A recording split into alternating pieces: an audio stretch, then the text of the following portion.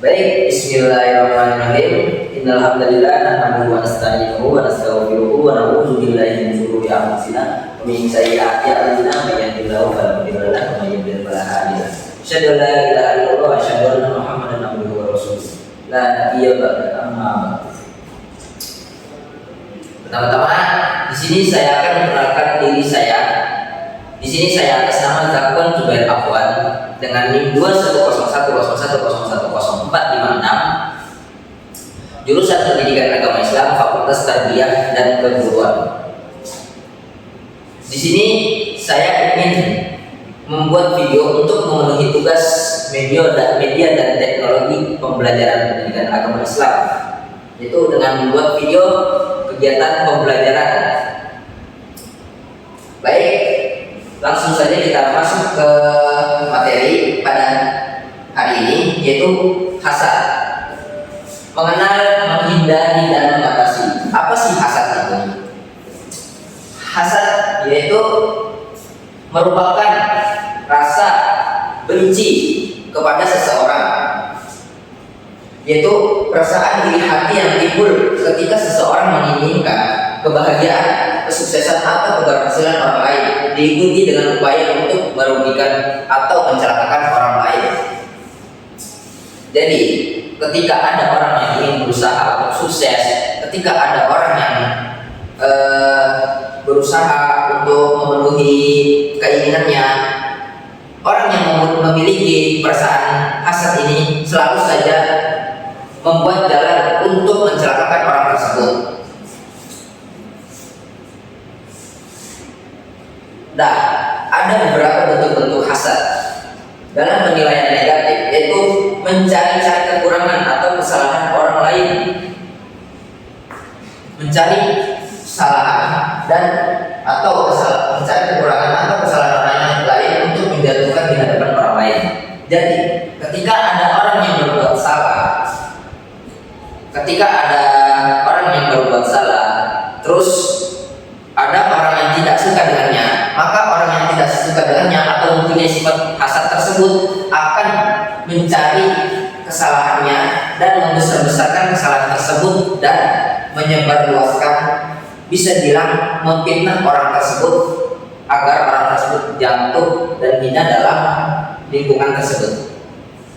Selanjutnya itu sikap benci, merasa tidak tega melihat orang lain mendapatkan kebahagiaan, tidak senang melihat orang lain mendapatkan kebahagiaan, kesuksesan, sehingga timbul rasa benci. Jadi ketika ada orang yang memiliki kesuksesan, memiliki kemajuan, pasti orang yang memiliki sifat hasad ini selalu mempunyai rasa benci terhadap orang tersebut, selalu tidak merasa senang dengan apa pencapaian orang tersebut.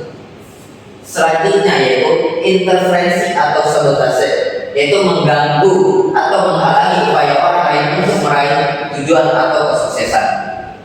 Jadi orang yang memiliki sifat hasad ini selalu saja mempunyai penghalang, mempunyai upaya-upaya untuk mengganggu dan menghalangi orang tersebut untuk sukses.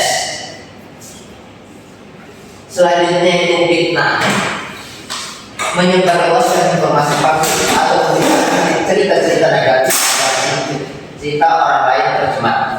Jadi dia memfitnah orang tersebut, membagikan berita-berita palsu kepada orang lain, menceritakan keburukannya padahal keburukannya tidak seperti itu, dan itulah disebut fitnah. Menyebarluaskan berita yang sangat buruk sehingga orang yang tadi mempunyai keinginan untuk sukses, mempunyai keinginan untuk maju, pasti akan mempunyai masalah dengan lingkungannya. Karena apa tadi? Karena ada saja orang-orangnya benci karena menceritakan keburukannya di depan orang lain. Selanjutnya, bahaya hasad dalam kehidupan sehari-hari. Yang pertama yaitu menghancurkan hubungan. Hasad ini sangat bahaya dalam hubungan keluarga, hubungan pertemanan, hubungan masyarakat, dan juga individu. Karena hasad ini merusak, menghancurkan tali silaturahmi kita kepada orang lain, kepada teman, kepada masyarakat dan keluarga. Terus yang kedua, selanjutnya menghambat kemajuan. Bila kita terlalu sibuk iri dengan seseorang, kesuksesan orang lain, kita tidak akan fokus untuk mengembangkan diri kita sendiri. Jadi waktu kita terbuang untuk membuang, jadi waktu kita terbuang untuk mengurusi orang lain saja, untuk benci pada orang lain, tidak introspeksi diri, tidak meningkatkan kualitas diri kita. Selanjutnya, menciptakan rasa tidak puas. Hasad membuat kita tidak pernah merasa cukup, yaitu tidak merasa bersyukur dengan apa yang kita miliki. Selanjutnya, tanda-tanda seorang itu terkena hasad. Dari perilaku negatif menunjukkan sikap iri, mencela, menjelekan atau menjauhi orang yang diiri. Jadi, orang yang mempunyai iri tersebut pasti dia suka mengolok orang lain, menjelekan orang lain, mencemooh, dan pasti benci terhadap orang itu. Selanjutnya, pembandingan terus-menerus, selalu membandingkan dirinya dengan orang lain, merasa tidak puas dengan pencapaian mereka. Jadi orang yang punya sifat hasad ini selalu tidak puas dengan pencapaian dirinya, tetapi dia dan juga merasa tidak puas dengan pencapaian orang lain, tidak bersyukur dengan pencapaiannya, tidak bersyukur terhadap apa yang dia miliki, selalu membandingkan dirinya. Dia membandingkan diri hanya untuk membenci diri orang lain, tidak menjadikannya sebagai motivasi. Selanjutnya itu kegelisahan dan kebencian. Orang yang mempunyai sifat hasad ini pasti mempunyai rasa gelisah, mempunyai tidak tenang di dunia, dan terhadap kebahagiaan atau keberhasilan orang lain. Dia tidak senang terhadap kebahagiaan orang lain. Makanya orang yang punya sifat hasad itu tidak mempunyai ketenangan hati, tidak mempunyai ketenangan jiwa.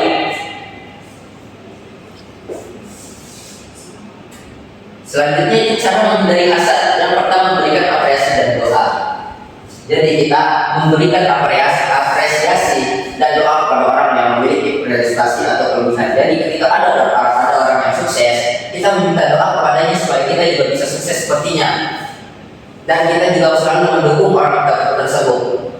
Yang kedua, berfokus pada diri sendiri, yaitu alihkan fokus kita pada pengembangan diri sendiri, memfokuskan, mengalihkan diri kita untuk selalu berkembang.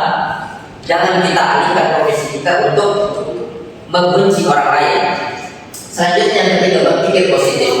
Selalu berpikir positif, jangan kita pernah berpikir untuk hal-hal pikiran yang negatif. Kembangkan pikiran yang positif kita dan optimis terhadap orang lain serta bersukacita atas kesuksesan mereka.